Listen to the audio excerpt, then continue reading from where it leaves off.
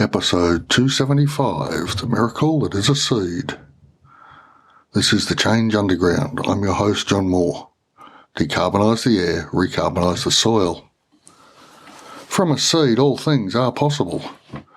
The magic that is a seed still amazes and surprises me every time I plant. Equally, every time I plant seeds, I feel a frisson of panic and anxiety. What's going on down there, deep in the soil? Are things in inverted commas working? But once the seed breaks ground, I feel like a new parent. It really is remarkable that this still happens every time, but there you go. I also worry and pace about when a chook is broody, so maybe it's just the expectation of new life. Apart from the instructions for the growing new plant, the seed represents and embodies so much more. There's evidence of photosynthesis in multicellular organisms dating back 850 million years. Now that's a long time when viewed from the human perspective, even longer from an annual plant. All the variations and conditions, the mass extinctions, the repopulations and so on are held within the seed. The knowledge, that's probably not the right word, the information held in each seed, with variation within species, is what keeps us from starving. Let me explain. In those 850 million years, many virus and bacterial attacks on plants have been faced and mostly defeated. The genetic variability within a given species is the evolved safety nets that meets new pathogens. I've been looking for evidence of this for individual humans who have inbuilt resistance to SARS-CoV-2. There hasn't appeared to be much work done on that in the scientific literature. But following the thought experiment, the non-symptomatic individuals would represent a subset of these, I guess. But according to the theory of evolution, there's a fairly high probability of at least some individuals whose immune systems were ready to repulse the virus on their own. Not many, that's why it's a pandemic, obviously, but some. In the same way, the Peruvian potato harvest was not substantially reduced during the Great Famine in Ireland, as the potato blight destroyed the crop there for years. The genetic diversity in Peru and access to more of the older and wilder varieties provided that evolutionary safety net. That the majority of spuds in Ireland were all one variety and vegetatively reproduced meant that they were, in effect, all clones of themselves. Unfortunately, this clone was susceptible to blight. Once one was hit, they were all going to get hit. This would have caused discomfort at best had other food sources been available, but the British shipped all the grain and meat to England turning an environmental disaster into a human catastrophe. Seeds matter, but so too does the society in which they grow. From the Public Eye website comes a piece entitled "The Dangerous Concentration of the Seed Market."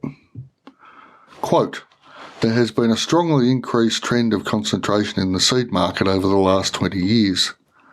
This has now reached the point where a handful of multinationals control the global market. This situation impacts the price of seeds as well as the offer that is tailor-made for industrial agriculture and linked to the heavy use of chemical inputs." End quote. In the same way the Irish potato had become one cloned individual susceptible to a single pathogen, the concentration of global seed companies is setting us up for a similar situation.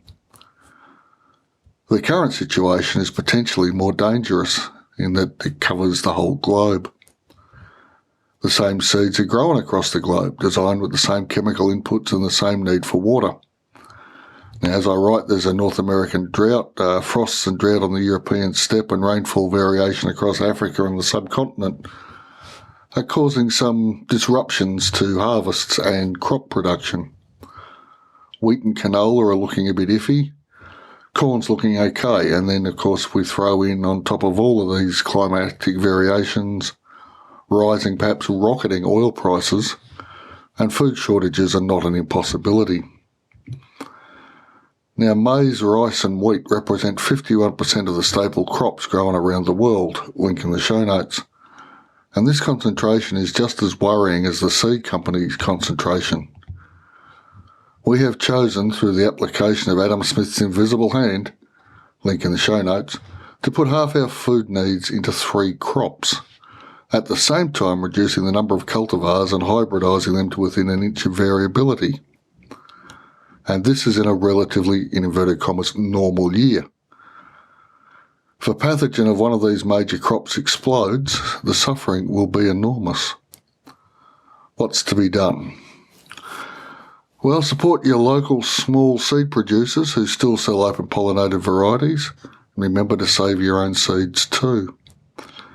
If there are any ancient bakers, that is bakers using only the older wheat varieties like Emma and Eichhorn, or even the rejuvenated varieties people have found from the 18th and 19th century by collecting bits of seed from thatched roofs and things. It's quite amazing the stories the hunts people have gone on to get these old seeds. But if people are making bread near you with these older varieties, support them. What gets rewarded gets done. Now, if you have the inclination and the energy, and you'll need both, you can lobby politicians for the breakup of multinational seed companies to separate fertiliser producers from seed merchants and so on. This is a huge task, one beyond me. Overcoming the lobbying funds of these companies will take a Herculean effort, but the benefits would be substantial to our species and the greater biosphere. I suspect the best action at the moment will be at the local household level. A huge underground community of seed savers who are ready to step forward when the inevitable crop disasters come, because they will.